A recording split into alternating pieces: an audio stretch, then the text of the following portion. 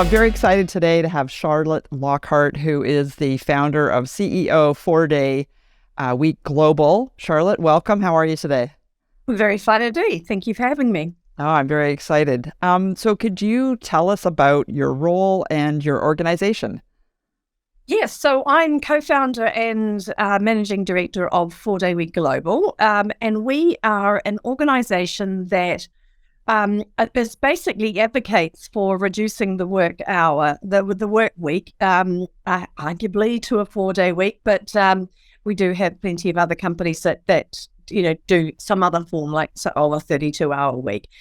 So we run pilot programs, we advocate government, and we run research from out of Boston College, actually. Oh, that's wonderful. And why is this concept of reducing the work week important to you personally? How did you get started on this idea? Look, we ran a really successful pilot program in our business in New Zealand, Perpetual Guardian, back in 2018. And the response that we had from that was so energetic and so enthusiastic. And we had companies and academics and governments and the media all asking questions around, what we had done and why it had worked. But we'd done quite a simple experiment, which realistically was just about understanding productivity in our business. And if we gave people time off, could we improve productivity? But when you actually activate it, you begin to realize that it impacts on gender balance, it impacts on the environment, it impacts on mental health and well-being in the workplace. And then you end up with this beautiful circle of life that sort of says, actually, you know what? Why are we not all reducing work time if we can do it without reducing productivity and without reducing pay? So the economic impact isn't great, but the social benefit, the health benefit, the environmental benefit comes to us all. And so that's what we do. We advocate for that. That's great. And if you were sort of describing in a nutshell the 4-day work week, is it one less day, but the same pay? How do you how would you talk about that? Yeah, so we have a principle called the 100-80-100 rule, which is 100% pay, 80% time with 100% productivity. Okay. So it's about understanding that we're shifting away from measuring time as the way of paying people and understanding what the productivity component is that means that they can reduce time. Okay. And I know you just completed, and that there's lots of press around this, and congratulations, a global study, and I believe it was 33 companies. Can you just talk about the study? We'll get into different pieces of it, but who participated and for how long? Okay, so we had 33 companies in our Irish pilot and North American pilot, and they were all in 2022. The Irish started in January, and the North American pilot started in April.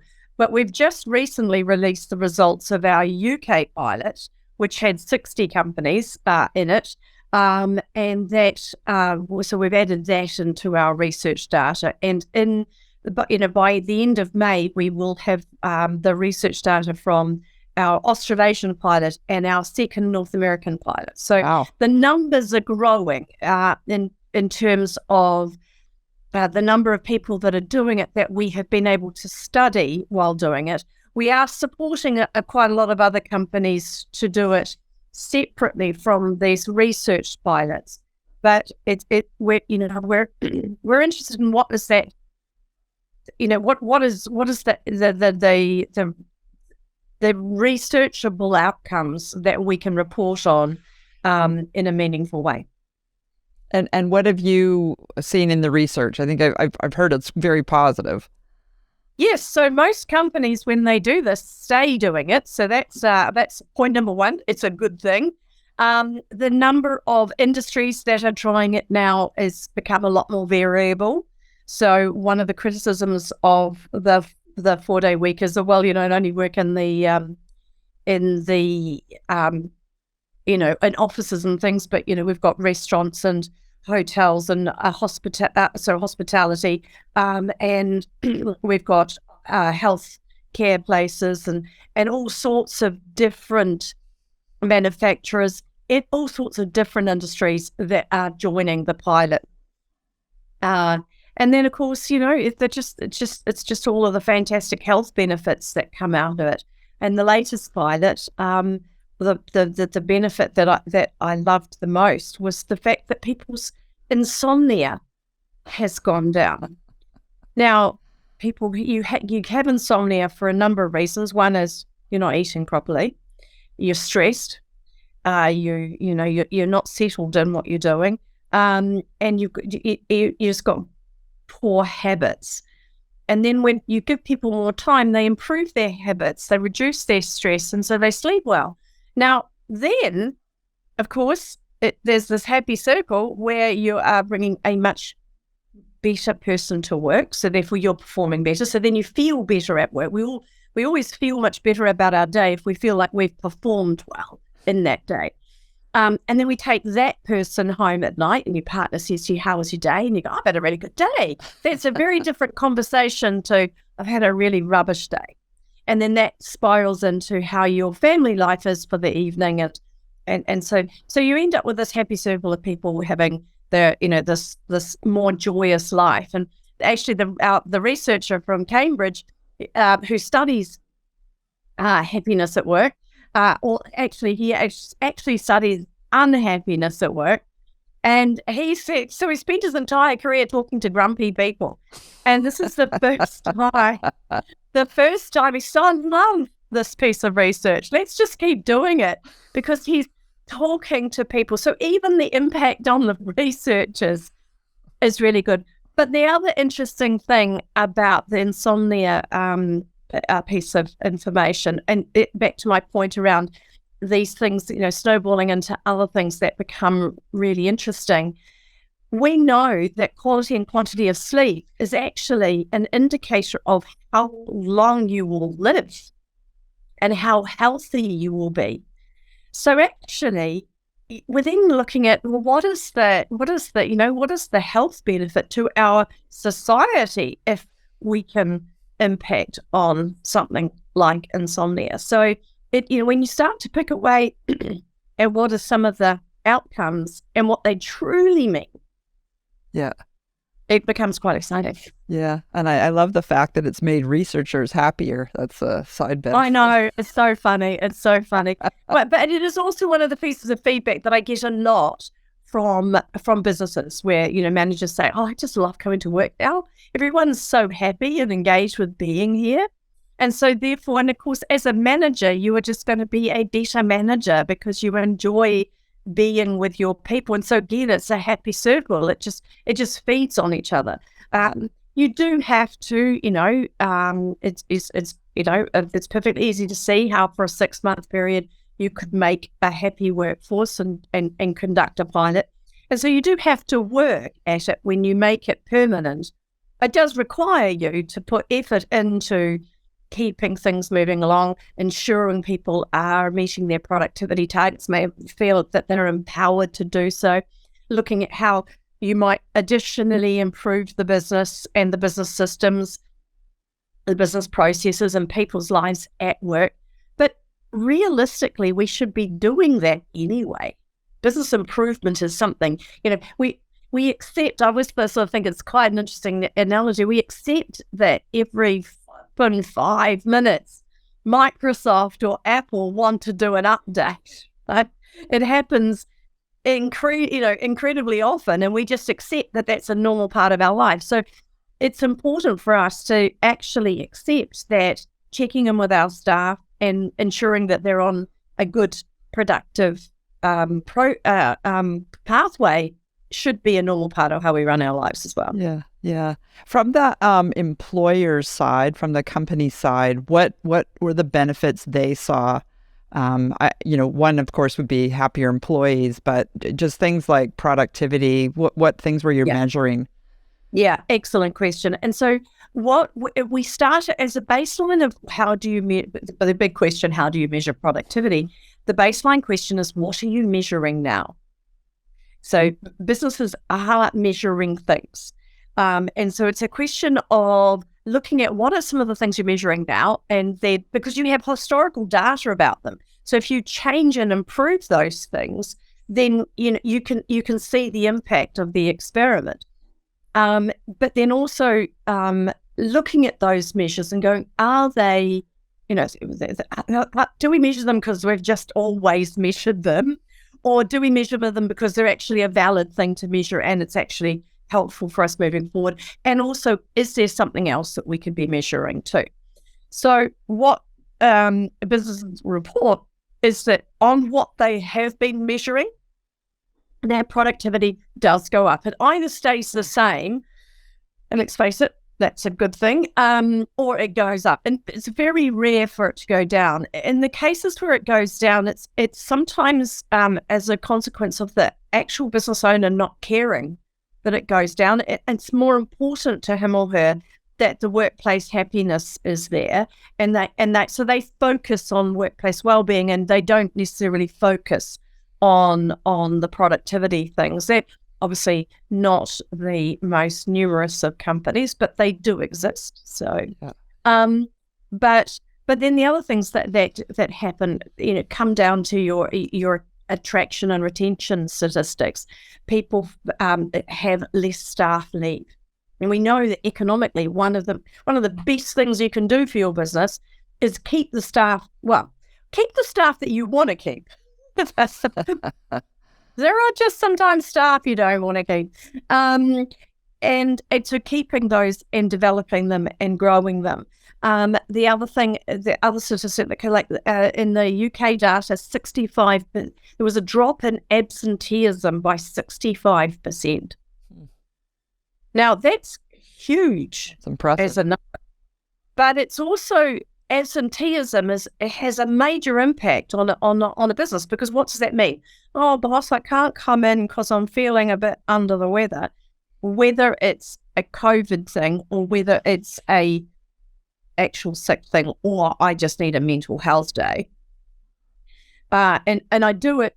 I ring at a time in the morning which is early enough to get advice to business, but not too early for them to think that I'm actually well enough to be calling early.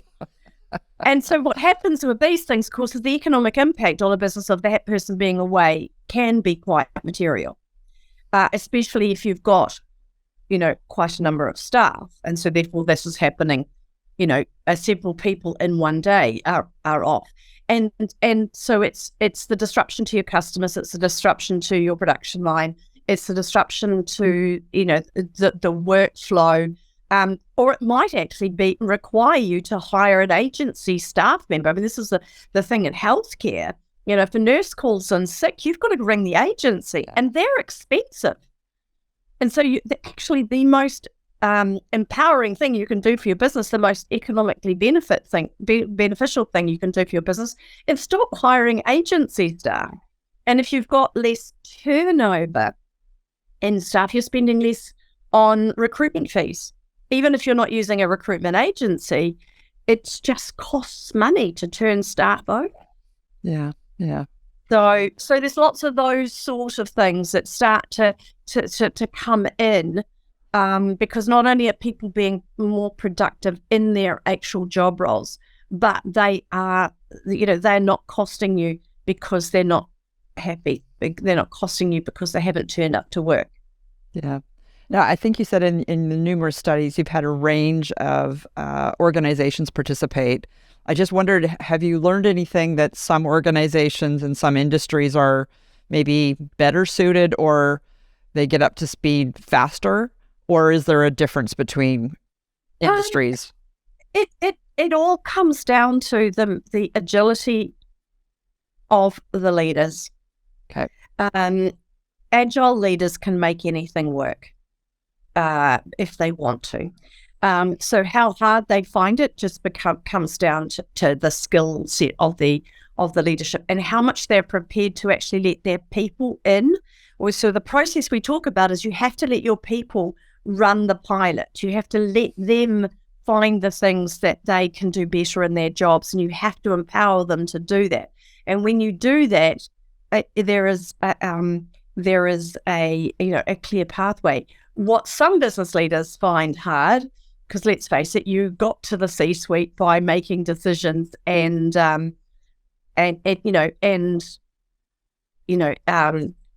making decisions and telling people what to do.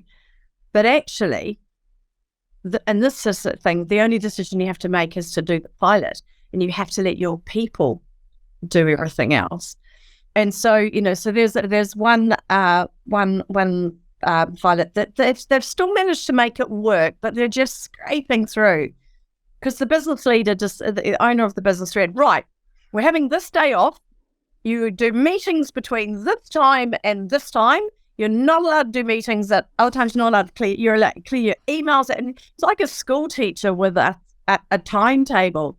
And while he put a lot of thought into it, and his timetable is best practice, you don't leave an opportunity for staff to come in and go, you know what? 10 o'clock is actually the wrong time for us to not be clearing emails. We should be doing it at 10, and let's move meetings to here. You don't leave any room for your employees to actually, who are the ones on the ground making the decisions, dealing with the customers, dealing with the machinery when it breaks down. You don't leave any room for them to come in. So, so that tends to be the sort of thing that that business leaders have to take into consideration. It's really easy to see how you could do it in an office, right? Just stop going to so many meetings. It's quite simple. But in manufacturing plants, healthcare and things like that, it requires a little bit more planning and a little bit more care in terms of how you do it. But again, listening to your people.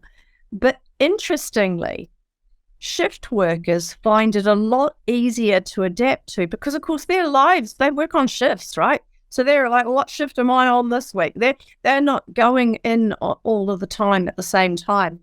Whereas salaried workers, turn up at 8:30 and leave at whatever time, let's say 5:30, and they're used to a very standard day, a standard week. And so then when you ask them to do something differently, they go,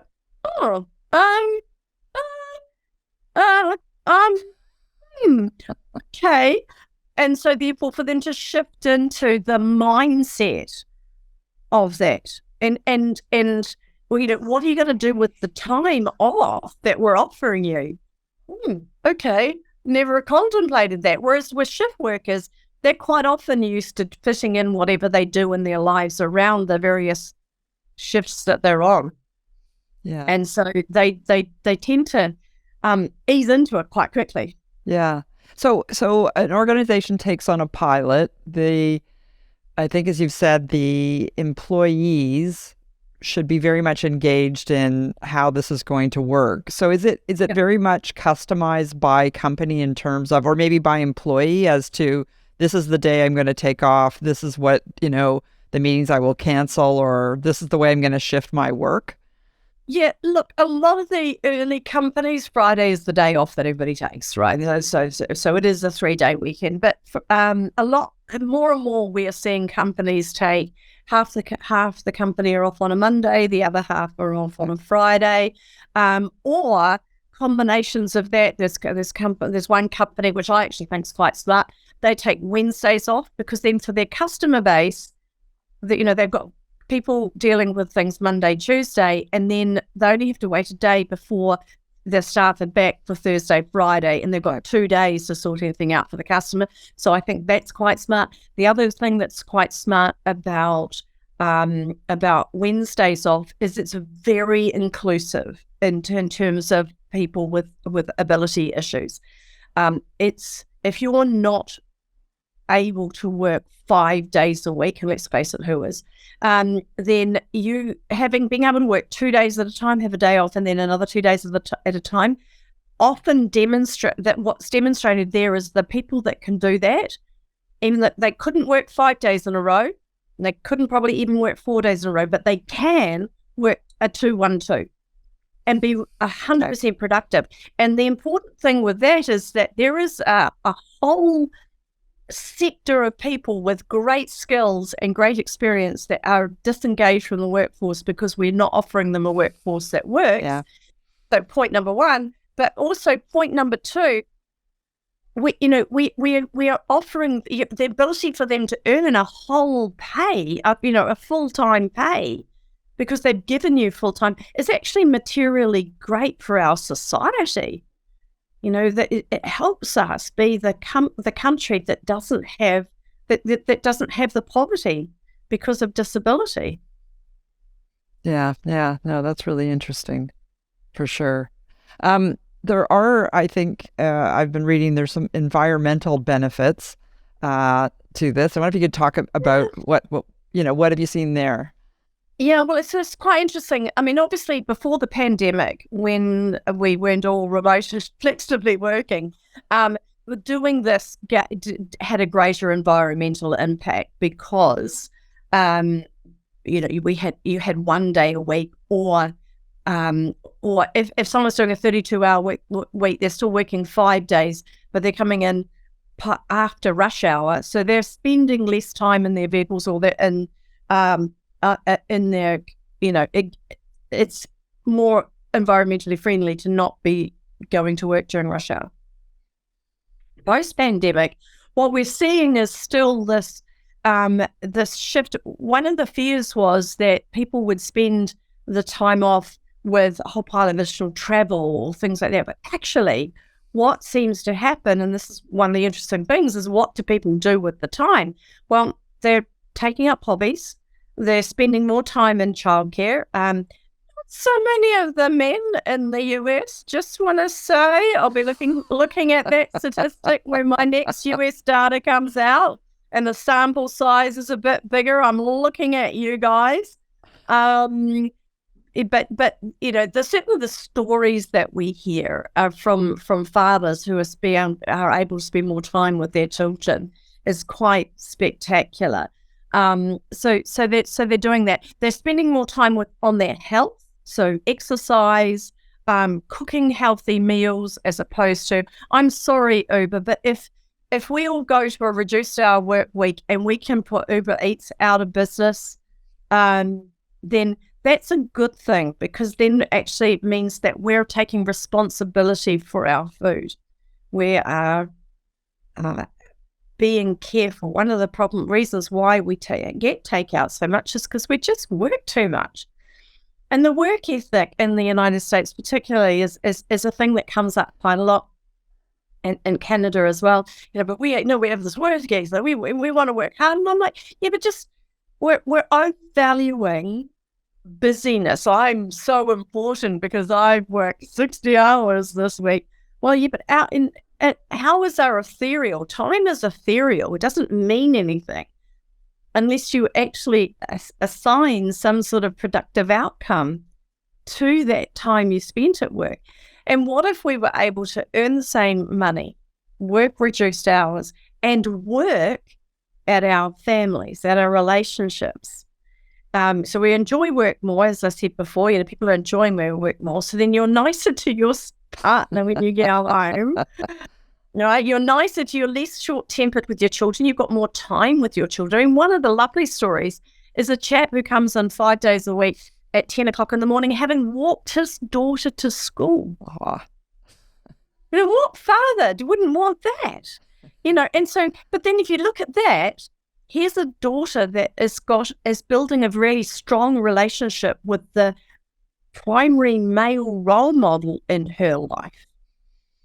What does that mean for her as a young woman growing up, and how stable she is, and the relationship choices she makes, the career choices she makes, because she's got this firm, stable relationship with her father. Her mother does the other end of the day, and so picks her up from school. So then she's got her mother at the end of the day. So she's being cared for, apart from her school hours, by her parents. Point number one. And point number two, the family's purse is greatly improved by the fact that they're not paying childcare at either end of the day. And both parents are not stressed. The father, he was saying, the great thing is my wife just gets up and she gets herself out the door and goes off. I do all the stuff to get our daughter off to school. And if she wants to play for an extra couple of minutes, she can. And so their whole day starts off without the harried rush of getting everybody out the door so we can all get to work. Because we talk about the number of hours that we work, but work starts from the moment you wake up and have to get yourself out the door in a hurry to get to work. Because all of that harriedness, all of that stress is because you've got a deadline to get to work. And snapping at the children, it's because you're late because they've taken an extra couple of minutes to work.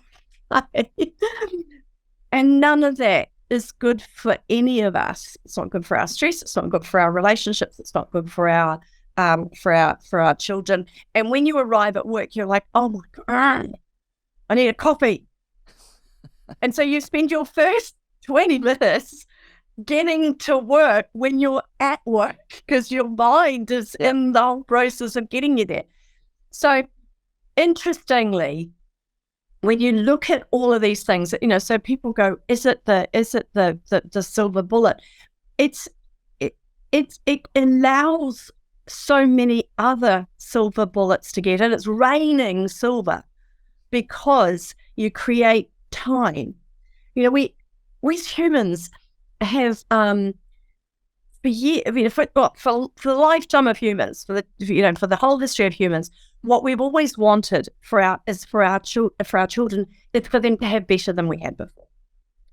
And in previous generations, that's been better housing, better food, better education, better jobs, better opportunities, better health. But in the 21st century, all we're offering them more is more. More. Does everybody need their own bathroom? How much food do you honestly really need? Hello, obesity epidemic, right? And I'm sorry to all the academics that are listening, but how much education do you really need to be able to do the job that you want to do? Point number one, or that you need to do to put money in the family purse. You just realistically don't need 1,000 degrees. What you need is continuous education. You need to be able to continually, the young ones these days, that taught that what they learn in school won't be valid, will be meaningless in a few years. Well, when are they going to learn new stuff? So actually having time. So we have this better, and 21st century is all about just giving our children more. And actually the only thing, and we're seeing this in the attitudes of the millennials and the Gen Zs, because they're our children, the only thing they want more of is time. And they don't want to work as hard as we did because they've named quietly quitting, great resignation, and all of those things that we've got, these phrases that we talk about now. But the phrase that my generation, Gen X, and the baby boomers, what we've invented was burnout. Yeah. That's our phrase. That's what work means to our generation. We've all done it. And our children watched us. They saw us do it. They saw us overvalue work. They sacrificed time with us because we were on this pathway to giving them more. And they go, I don't want that. There's a young man in my life who had a very big career aspiration to be a movie director. Did a film degree and everything. And then he got himself a stable partner and he got himself a grown-up life. And he said, you know what? I don't want to do that because I don't want to work 16 hours a day for weeks, if not months on end, and have to be away from my wife and family. And I'm going to find another way to tell stories. Yeah. So I'm curious about, and I think I may have a personal theory here, but what is the tipping point? What is the tipping point where we're not testing this anymore? we're now in a 4-day work Yeah. week? I think we're at the tipping point where we are at the tipping point where most people recognize that we will be reducing work time at some point. And that the resistance the futile. But no, I think we are at the point where it is recognized. The process and the pathway for how we get there is real as a society and as an economy, is realistically the discussion that we're having, which is why our research is really important. So we do the research, and it's academic, it's independent of us. So we don't pay for this research. Our researchers apply for funding independent of us, and we supply the businesses for them to study. So it's completely independent. It is run by Dr. Juliet Shaw out of Boston College, and we have researchers in each of the different countries who execute the framework that she has designed, so that they're in the right language, or they are culturally appropriate and for that environment. So, because you don't want to be asking questions in the wrong way, because we don't do stuff like that anymore. Very colonialistic if you do. So actually increasing the body of research, specifically in this in this trial space, which is what we're doing. And then throughout 2023, we're actually putting together a research piece that is looking at companies that have been doing it for a long time, and sustainably, and what does that look like? Right. And what that looks like, I can tell you now, is it looks like it's not set and forget. You have to keep working on it. You have to keep talking to your people. You have to keep looking for new ways to improve. You have to keep innovating.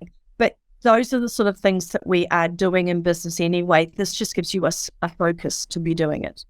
It gives you a framework and a process to actually go, you know what, we want to keep productivity up. We want to keep people motivated. We want to ensure that our well-being and our absenteeism and our productivity statistics, or the things that we're measuring that are important, we want to make sure that they continue in the trajectory that we have seen.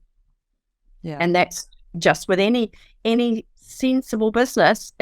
What gets measured gets done. Yeah. Yeah. Do you have a sense, my theory is that the Gen Z in particular, and maybe alphas after them, just won't stand for 5-day work week. They're already doing it. I mean, you ask any HR person or any recruitment person, people, not just the young ones, not just the young ones, but our generation, they're asking this. So do you offer a 4-day week? Is a question gets asked now. Yeah. So back to your tipping point question, these things are being asked. And so employers are going down the 4-day week pathway because they are looking to attract and retain the best people. Now, right. Obviously, that's not going to be something that you're going to have forever, because as more and more companies come on board. But at the moment, your biggest risk is not doing a 4-day week pilot to see how you can make it work. Your biggest risk is your competitor does. Yeah, it's not doing it. Your biggest risk is not doing it. And then the other thing is, I'm not saying decide to do a 4-day week and that's you done. Start as of Monday, we're running a 4-day week. Run a pilot. And so what does the pilot look like? Let's explore that a little bit. So what we do with the pilot programs, we generally run them for 6 months, but some companies run longer because they want a full 12 months or things, is we spend 2 months getting you ready. You engage with the research so they can help with benchmarking and get the sort of things done. So we've got a process ahead of time.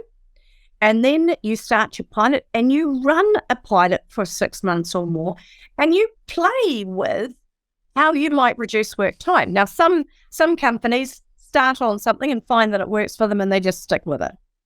Other companies find that they need to be a bit more flexible in terms of how that might look, and what is the ethos about it. So an example of that might be April is our really busy month, so no one's doing 4 days in April. And just understanding that the ethos is we're doing 4 days, except we're desperately busy. But that's probably the same as what you're doing now on a 5-day week. Yeah. So, and there was a great company that I was talking to the other day. She invited her, the way she described, she invited her people to do the 4-day week. And because in a lot of countries, you can't force people to do it anyway. Legally, you can't force them, so you have to invite them in. And then they lost a large customer. And she said the interesting thing is that this company has been around for quite a length of time. She said previously we'd have just fired a whole lot of people, but this time she invited them to come back 5 days a week so that they could redesign the way they executed their service and their product and make it more digital and be able to attract in new customers. Yeah. So what have they just done there as a business? As a partnership, people, the leadership and their people, they have created a more resilient business. It is less likely that business will fail and be so dependent upon a single customer, making a big difference within it. So together, as a group, they have strengthened the company. Yeah. Yeah. How interesting. Now, what business leader wouldn't want that? So people will watch this, business leaders will watch this, and they'll say, we want to do that. We want to try this. What should their next step be? Well, so they go onto our website, which is 4dayweek.com, the number 4dayweek.com. And on there we have 3 ways that you can do a pilot. We have a self-guided way. So if you go, look, I reckon I can probably get this done. So we've got, it's fully digital, and you have all the tools, but you also become part of our community. So you've got other business leaders that you can talk to and share ideas with and get advice from. We have what we call our group pilot program, which is what we're known for. A whole pile of companies in a country start a pilot at broadly the same time, and you all do it through a 6 months. And through that, there is one-on-one coaching and some more sort of hands-on type things. And then there is we just want a coach to come in or a consultant to come in and work with our leadership team, get the package put together, get it approved by the board, and then help us execute it. It's kind of like a train the trainer style thing. And so it just depends on what companies want to do. And then, if they want to be part of the research program, then we certainly encourage them to do that, because then they get independent information about how they've achieved. They can also analyze how they've done compared with others as well, which is also interesting. But if they don't want to do that, but again, what gets measured gets done. Yeah. So how if your pilot has been a success, how are you going to really know? Yeah. Yeah. Have you had any credit unions participate in a pilot? No, I think we have a number of them that we are talking to at the moment. Okay. A couple here in the UK, and I know of at least one in New Zealand and one in the US. Okay. So it's effectively banking, and because you look at it and you go, what does the business look like? Front of house staff, IT staff, so there's legal staff. There's there are certain job roles that sit in a lot of business. Virtual Guardian, where this whole story started, our staffing looks very much like the same sort of staffing you would have in a bank. Right. So it really comes down to, so we're talking to a number of large banks, and we have several of them that are running pilot programs. The one that is the most the most loud and proud about it is a bank in the UK called Atom Bank. They're a fully digital bank, and that they had an enormous amount of success with it, but mainly because they've fully got behind it with their people, and their people have got fully behind it as well. Right. No, that's good to hear. Well, those are my main questions. I have a couple of fun questions. Are you up for that? All Excellent. Right. So I have this weird vault of fun questions here. Let me just open it up. It's random. Yeah, it's very random. There we go. All right, let's see what I have here. Oh, all righty.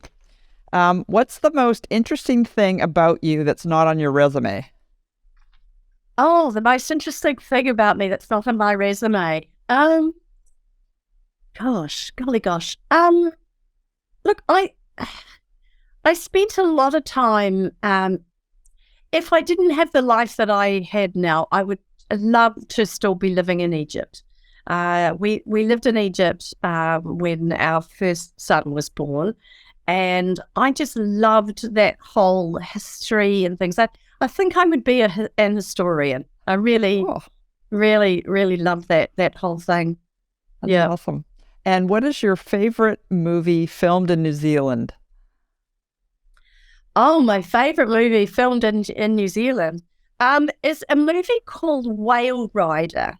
It talks about it talks to, it's a Maori. It has a real emphasis in the Maori community, but there are some really strong female characters in it, but also just some some really poignant moments that make you sit back and think, no matter who you are, it's actually a really important thing in life. All right, that's on my list. I think I've heard of it, but I haven't seen it, so I'll add that to the list. Well, Charlotte, I just want to thank you so much for your time. I'm rooting for reduced work week, the 4-day work week, whatever shape that takes. And I love the work that you're doing, and I'm grateful that you're doing it. And hopefully, I've got a 21-year-old. This will be music to his ears if we could shrink that work week. But I just want to thank you again for your time and all your insights. Well, tell your 21-year-old that, of course, they are the future leaders, and if they want it, they've got to be asking for it too. Okay. Thanks again. No problem. Thank you for having me.